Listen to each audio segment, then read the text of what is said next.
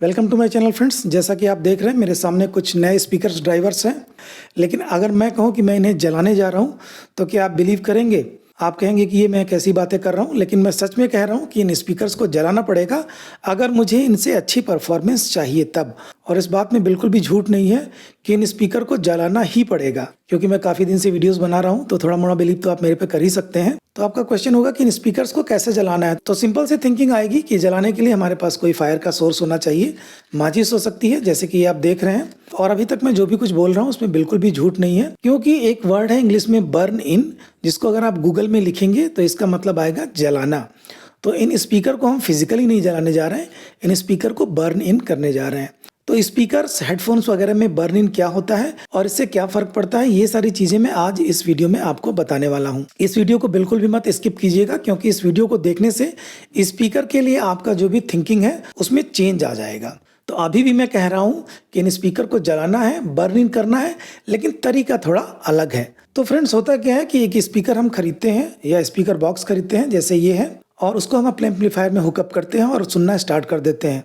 हमें मज़ा आ जाता है, जैसा भी स्पीकर हो, बहुत अच्छा स्पीकर होगा तो बहुत ही इंजॉयमेंट मिलेगी हमें और काफ़ी अच्छी फीलिंग आती है। लेकिन आप जानते हैं कि स्पीकर एक मैकेनिकल डिवाइस है, उसके अंदर बहुत सारे ऐसे पार्ट लगे होते हैं जो मूवमेंट में होते हैं, और वो पार्ट, अभी स्पीकर आपका नया नया बना है तो सारे पार्ट स्टिफ होते हैं, यानी कि कड़क होते हैं।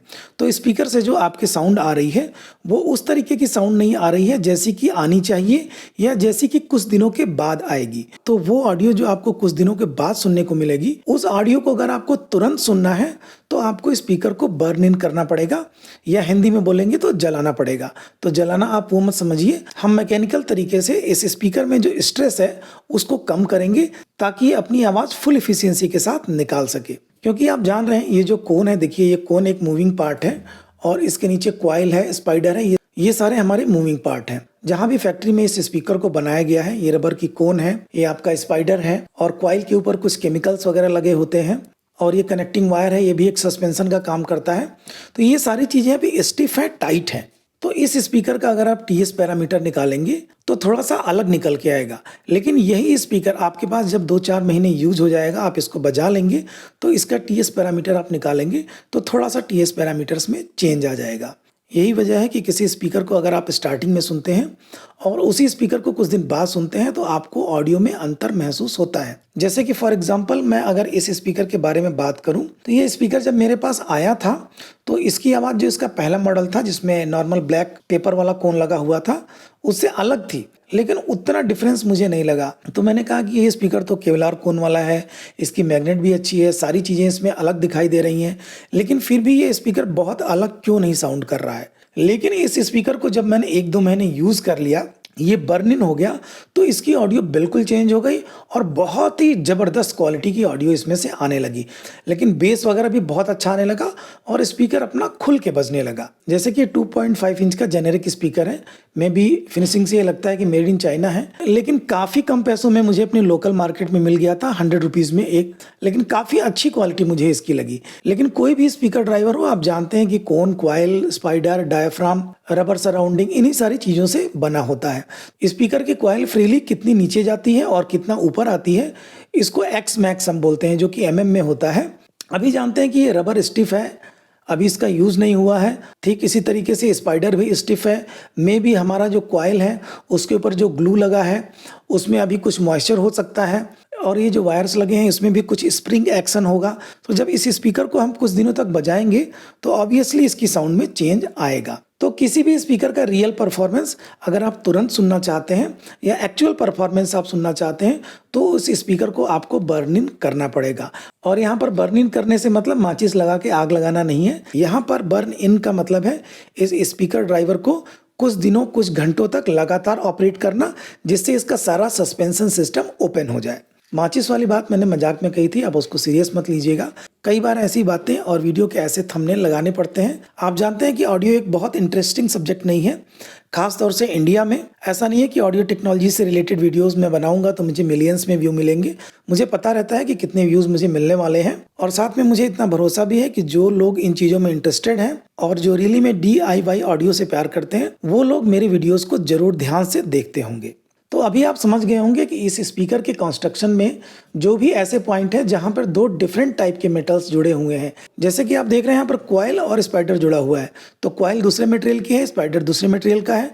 ठीक उसी तरीके से इस स्पीकर की बास्केट एल्युमिनियम की है या आपकी मेटल की भी हो सकती है। तो बास्केट और स्पाइडर जुड़ा हुआ है और यहाँ पर आपका बास्केट और रबर सराउंड जुड़ा हुआ है।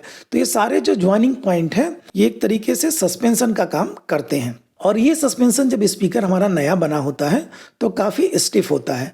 तो अगर इस स्पीकर को इसके पावर के अकॉर्डिंग में लगातार कुछ घंटों तक चलाएं, जैसा कि माना जाता है कि नॉर्मली अगर आप 40-50 घंटे तक एक नॉमिनल पावर से किसी स्पीकर को चलाइए तो उसका बर्न इन हो जाता है। ईयरफोन्स में भी ऐसा होता है। ईयरफोन्स को भी कम से कम अगर हम नया ईयरफोन खरीद रहे हैं तो 40-50 घंटे हमें कोई ऑडियो उसमें लगातार चलानी चाहिए।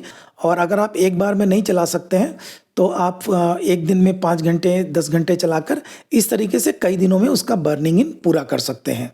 तो अभी आप समझ गए होंगे कि बर्न इन के लिए हमें माचिस नहीं चाहिए, हमें चाहिए अपना स्पीकर और एक एम्पलीफायर। मैं इसको जोड़ देता हूँ स्पीकर से, फिर आपको आगे की कहानी बताता हूँ।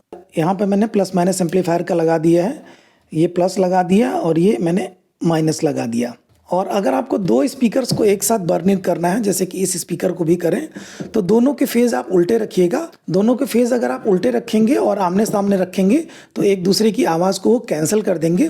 यानी कि अगर आपने इसमें प्लस माइनस लगाया है सीधा, तो इस स्पीकर में प्लस माइनस आपको उल्टा लगाना है, तो ये इन्वर्ट फेज़ में हो जाएंगे। और इस तरीके से जब आप आमने सामने रखकर इसको बर्न इन करेंगे काफ़ी देर के लिए तो नॉइज़ थोड़ी कैंसिल हो जाएगी।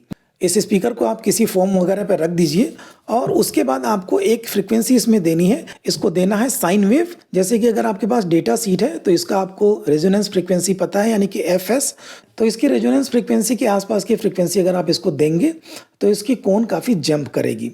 और इतना भी जंप नहीं कराना है हमें और इतनी ज़्यादा पावर भी नहीं देनी है हमें कि हमारे स्पीकर की कॉइल डैमेज हो जाए। अगर आप 1/3 पावर से इसको ड्राइव करते हैं, जैसे कि 60 वाट का स्पीकर है, 20 वाट से ड्राइव करते हैं तो इतना मोर देन इनफ है। तो यहाँ मैंने फ्रीक्वेंसी जनरेटर लगा दिया है और अब मैं इसको 40 हर्ट्ज से ऑन करता हूँ तो देखिए स्पीकर हमारा ड्राइव होने लगा। कोन कॉइल वगैरह को लूज़ करना हमारा टारगेट है, तो थोड़ा सा लो फ्रिक्वेंसी ही रहेगा तो अच्छा रहेगा। अगर बहुत ज़्यादा मैं बढ़ाता हूँ तो देखिए बहुत ज़्यादा जंप करने लगता है, ये एक्सेस हो गया, इतना नहीं चाहिए। और यहाँ पर इसके कोन स्पीक कॉइल भी आप देख रहे होंगे, थोड़ा कम कर देते हैं इसको। मेरे ख्याल से इस मूवमेंट पर अगर हम इसको रख देते हैं, लगभग 2 दिन के लिए इसे रख देते हैं 48 आवर्स के लिए, बहुत लंबी प्रोसेस है।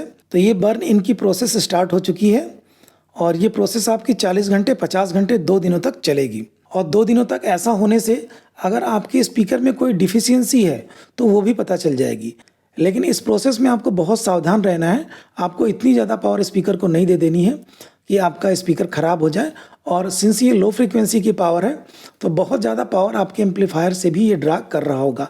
तो एक बार आपको अपना एम्पलीफायर देख लेना है कि बहुत ज़्यादा एक्सेसिवली हीट ना हो रहा हो, अदरवाइज़ आपका एम्पलीफायर भी ख़राब हो सकता है। तो बर्न इन प्रोसेस को करने के बाद अगर आप स्पीकर को यूज़ करेंगे तो आपको क्लियरली इसकी ऑडियो चेंज महसूस होगी और बहुत खुली खुली सी ऑडियो आएगी। स्पेशली जो बेस वगैरह का रिस्पॉन्स है वो बहुत ही चेंज हो जाएगा आपके स्पीकर का। तो फ्रेंड्स, जब भी आपको कोई स्पीकर खरीदना है, कोई स्पीकर लाना है, तो उसको कम से कम 40-50 घंटे तक बर्न इन जरूर करें। बर्न इन करेंगे तो आपको अपने स्पीकर की क्वालिटी पता चल जाएगी और उसके बाद जो भी ऑडियो आप सुनेंगे बहुत ही ओपन साउंड होगा। तो ये वीडियो था फ्रेंड्स स्पीकर के बर्न इन और हिंदी में बोले तो जलाने के लिए। और उम्मीद है कि इस वीडियो से आपको बहुत कुछ नई चीज़ सीखने को मिली होगी और आप जब भी स्पीकर लाएंगे तो इस चीज़ को ज़रूर फॉलो करेंगे। इसी के साथ दोस्तों ये वीडियो फिनिश होता है।